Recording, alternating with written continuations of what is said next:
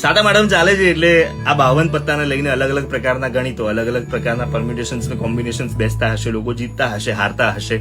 આપણને નથી આવડતું, આપણને નથી ખબર પડતી કે રોન મોટી કે ટ્રાયો. પણ આ 52 પત્તાને લઈને અલગ પ્રકારનું ગણિત મને સમજાય છે. જેમ કે 52 પત્તા એટલે કે 52 અઠવાડિયા. 4 પ્રકારના પત્તા, કાળી, ચરકટ, લાલ, પલ્લઈ એટલે કે 4 ઋતુઓ. દરેક પ્રકારના 13 પત્તા એટલે કે દરેક ઋતુના 13 અઠવાડિયા. 13 ચોકું 52. 1 + 2 + 3 + 4 અપ ટુ 13 કરો. એવો સરવાળો મારો, કેમ કે 1 થી 10 અને ગુલામ, રાણી અને બાદશાહ. તો એ સરવાળો પહોંચે 91 into 4 = 364 પ્લસ એક આ જોકરનું પત્તું = 365 ડેઝ. કેટલી કેટની અંદર 2 જોકર આવે? 366 ડેઝ.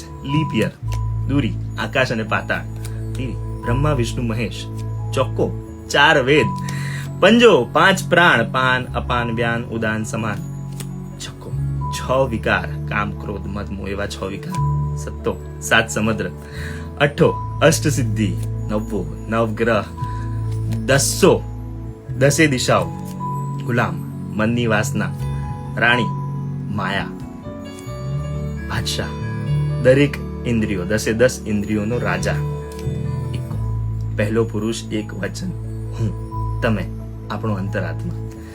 52 પત્તા લઈને મને આ ગણિત સમજાય છે. મને નહીં ખબર પડતી કે રોન મોટી કે ટ્રાયો.